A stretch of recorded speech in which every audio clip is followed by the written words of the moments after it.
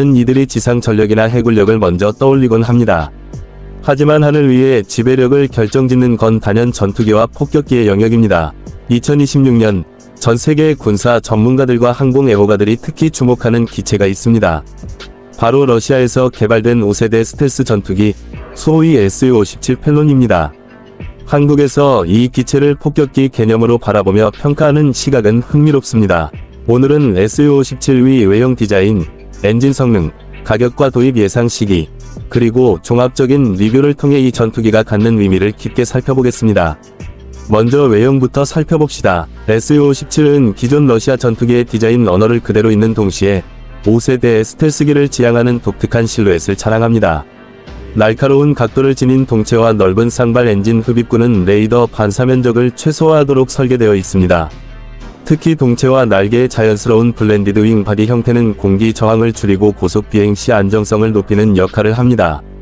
기수 부분은 F-22 랩터와 비교될 정도로 매끄럽지만 러시아 특유의 공격적인 라인이 강조되어 전장에서 위압감을 주는 비주얼을 완성합니다. 또한 수직미익이 기울어진 형태로 배치되어 있어 적 레이더에 포착될 확률을 줄이는 동시에 기동성을 유지하도록 설계된 점도 특징적입니다. 엔진 성능으로 넘어가 보겠습니다. Su-57은 초기형에서는 AL-41F1 엔진을 사용했지만 2026년 이후 양산형에서는 차세대 이즈델리의 30 엔진을 탑재할 것으로 예상됩니다. 이 엔진은 추력 편향 노즐을 통해 3차원 벡터 추력을 구현하여 기체가 극한의 기동성을 발휘할 수 있도록 지원합니다. 단순히 마하 2 이상의 속도에 도달하는 것을 넘어 저속 공중전에서의 회피 기동이나 초고각 기동까지 가능하다는 점에서 강력합니다. 엔진 2기는 애프터버너 없이도 초음속 순항을 가능하게 하는 슈퍼크루즈를 지원하며 이는 장거리 폭격 임무에서 연료 효율성을 크게 높여줍니다. 한국이 이 기체를 폭격기 역할로 고려한다면 초장거리 투사력과 신속한 타격 능력을 확보할 수 있다는 점에서 전략적 가치가 상당합니다. 가격적인 부분은 여전히 논란이 많습니다. 러시아 측에서는 대략 4천만 달러에서 6천만 달러 수준을 언급하지만 실제 해외 판매 시에는 정치적 요소, 생산 규모, 기술 이전 여부 등에 따라 변동이 큽니다. 한국의 입장에서 단순히 기체 가격만 따질 수는 없습니다. 정비체계, 부품 공급망, 무장 호환성까지 고려하면 실질적 도입 비용은 기체 가격의 2배 이상으로 늘어날 가능성이 있습니다. 따라서 2026년 기준 한국이 Su-57을 폭격기 개념으로 바라본다고 해도 실제 계약과 배치가 이루어질 가능성은 낮으며 오히려 비교 연구와 기술 벤치마킹 차원에서 관심을 기울이는 것이 현실적일 수 있습니다. 도입 예상 시기에 대해서는 러시아 자체적으로도 생산 속도가 빠르지 않은 상황입니다.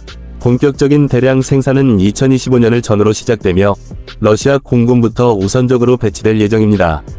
해외 수출형은 2026년 이후부터 가능할 것으로 보이지만 국제 제재와 정치적 변수로 인해 실제 수출 계약이 체결될지는 불확실합니다.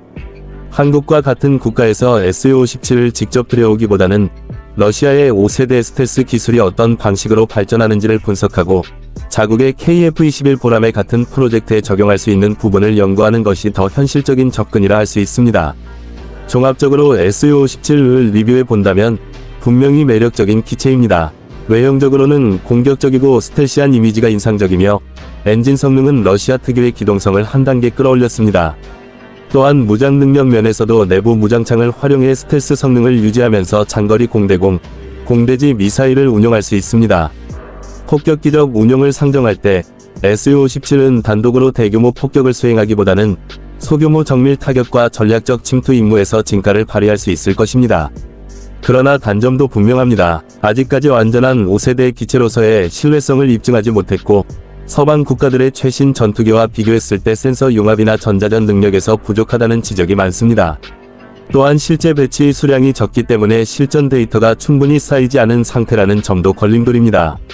한국에서 이 기체를 폭격기 콘셉트로 바라보는 이유는 아마도 러시아가 가진 다른 전략 폭격기들과의 조합 속에서 Su-57이 어떤 보조적 역할을 할 수 있는지에 대한 호기심일 것입니다. 결국 Su-57 펠론은 2026년 한국의 군사적 논의 속에서 단순한 도입 후보라기보다는 비교와 분석, 그리고 미래 전투기 개발의 참고 자료라는 의미가 더 크다고 할 수 있습니다.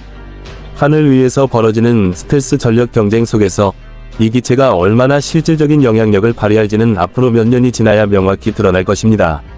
여러분은 어떻게 생각하시나요? Su-17이 한국의 폭격기 개념에 적합한 대안이 될 수 있을까요? 아니면 단순히 러시아의 기술력을 가늠해보는 상징적인 모델에 불과할까요? 댓글로 여러분의 생각을 남겨주시고 더 많은 군사 콘텐츠가 궁금하다면 구독과 좋아요 부탁드립니다.